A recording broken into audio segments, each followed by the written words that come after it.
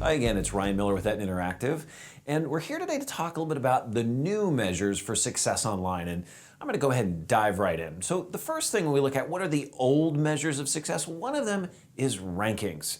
Now, it's not to say that rankings still aren't an important way that we measure how your site is performing in search engine results, but what we see today is that we can't really rely on how rankings are performing overall.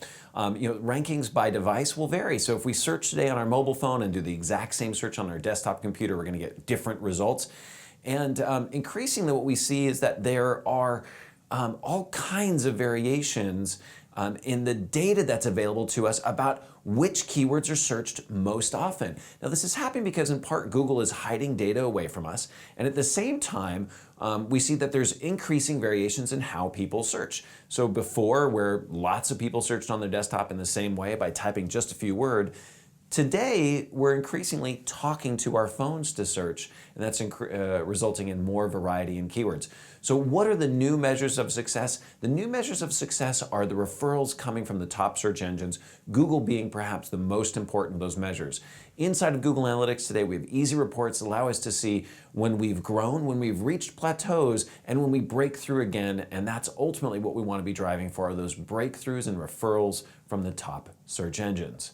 What's the second old measure of success? Well, the second old measure is saying, I'm on page one, right? And so when we search our names, when we search for our practice name, showing up with your own website in page one is what people used to talk about being success. And today, really, we talk about not being on page one, but owning page one. So that when we search for your name or practice name, that your profile, your reputation, it's now distributed across all of these different third-party sites.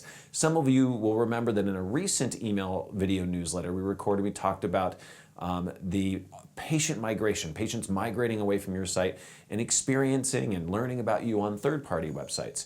So as we look at it, we have to recognize that your brand is now distributed across the web, and we need to control a much larger footprint, much larger area of property. So if we look at this example here, I'm searching for the Center for Cosmetic Surgery, and this is what we want to see. We want to see your website taking the top spot with site links below that maximize the amount of real estate your site is occupying.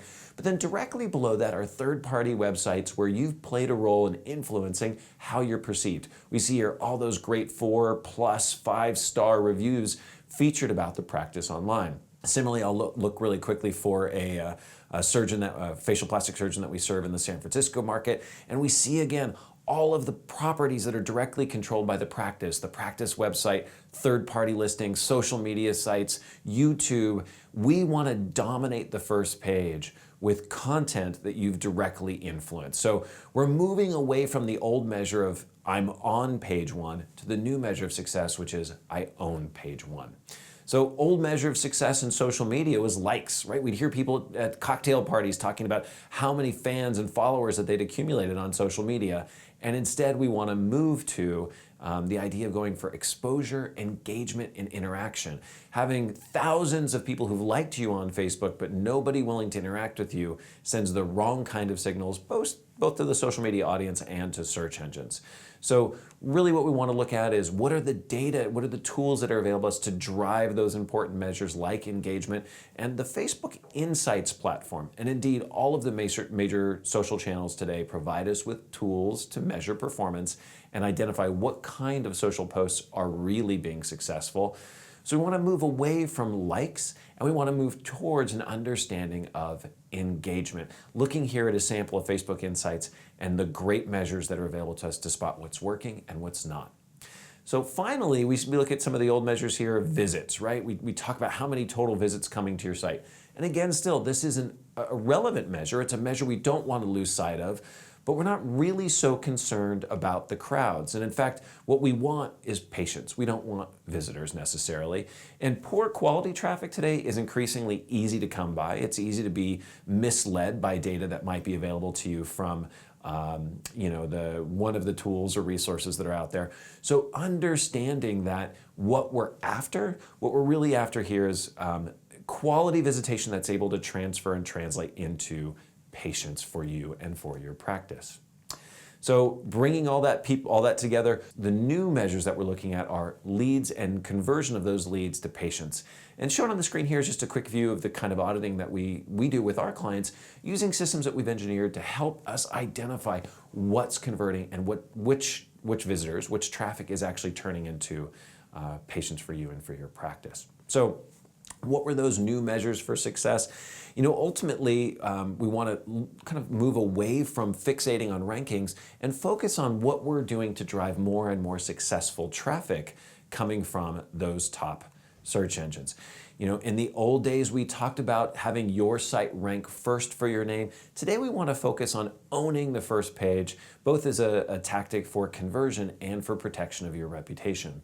Again, looking back not too far, there were conversations that defined success in social media as cultivating a big fan base, a lot of followers. And today we want to focus on how, regardless of the numbers, how you are engaging and interacting with those fans in social space. And finally, while we've talked a lot in the past about the importance of collecting visitors, we want to be able to focus in and understand which visitors are the kind that are going to convert to patients for you and for your practice. So moving away from that abstract measurement, the anonymous measurement, to the measurement of specific people that are frequenting your practice as a result of your online marketing. So as usual, all of that said, hopefully you've taken something valuable away today. If you do want to learn more, you can visit our Learning Center for other great videos. Follow us on Facebook, or encourage you, if you have questions, email me directly at ryan@etnainteractive.com. That said, well, thank you for your attention today.